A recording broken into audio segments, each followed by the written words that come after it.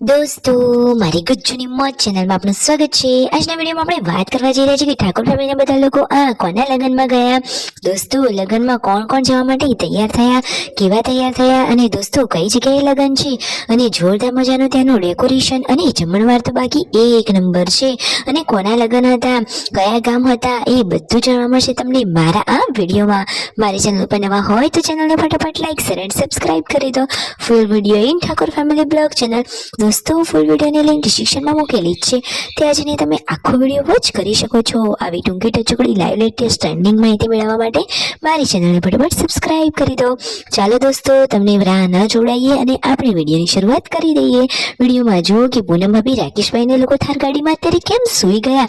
દોસ્તો, આજે તેમનો જે પહેલા જૂના મકાનમાં રહેતા હતા, એટલે કે તેમને પહેલા ભાડેથી ઘર હતું, તો એમના જ દીકરાના અને લગ્ન છે, તો બધા લોકો એમના લગ્નમાં જઈ રહ્યા છે।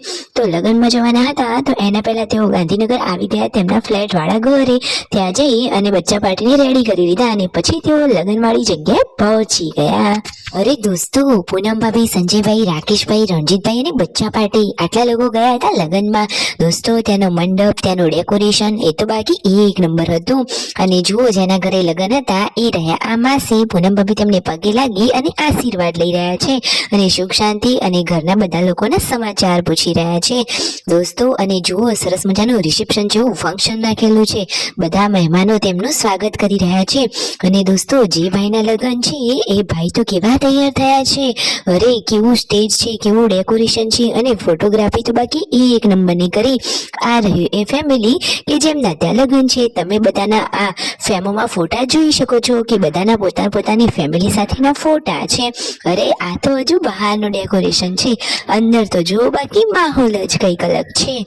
તો જુઓ દોસ્તો, તમે પણ જોઈ લો કે જે ભાઈના લગ્ન છે એ કોણ છે। આ રહ્યા એ ભાઈ કે જેમના લગ્ન છે, તેમને સરસ મજાનો માથે સાફો પહેર્યો છે, અને આ તેમના ભાઈ છે। બંને ભાઈઓના સાથે લગ્ન કરી દીધા હોય તો પણ ચાલે એવું રણજીતભાઈ કહે છે। અને દોસ્તો, હવે વારો આવ્યો છે જમવાનો, તો જમણવાર તો બાકી એક નંબરનો છે, જોતા જ મોઢામાં પાણી આવી જાય એવો જમણવાર। જુઓ તો ખરો કે સરસ મજાની આ મથુરા ચાટ છે, બધા લોકો સરસ મજાની આ ચાટ ખાઈ રહ્યા છે। બીજું ખાવામાં શું છે? અરે પીઝા, મંચુરિયન ને બીજી ઘણી બધી આઈટમો છે, અને ઢોસા તો બાકી એક નંબર છે। ખાવાની પબ્લિક તો જુઓ કેટલી બધી ભેગી થઈ ગઈ છે।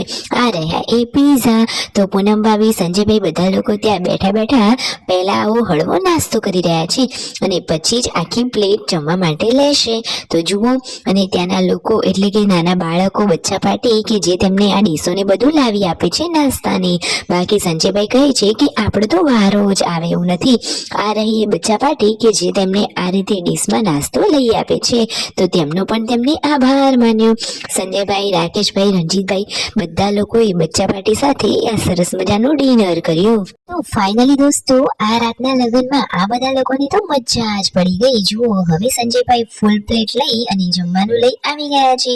તો સરસ મજાની જુઓ મેંગો ડિલાઇટ છે, અને પનીરની સબ્જી, રોટી અને બીજી ઘણી બધી આઈટમો છે, જોતા જ મોઢામાં પાણી આવી જાય। અને ઠાકોર ફેમિલીના ફેન થોડીને ઓછા હોય, તો ઘણા બધા તેમના ચાહકો, સબસ્ક્રાઈબરો તેમને ભેગા થયા અને પછી તેઓ બધા આવી ગયા કાજલ બેનીબાના ઘરે। તો પૂનમ ભાભી તો જુઓ સૂઈ જ ગયા છે આખો દિવસ ફરી, અને તેઓ તો થાક્યા હતા, તેમને આરામની જરૂર હતી, એ તો સૂઈ ગયા। Like share and subscribe.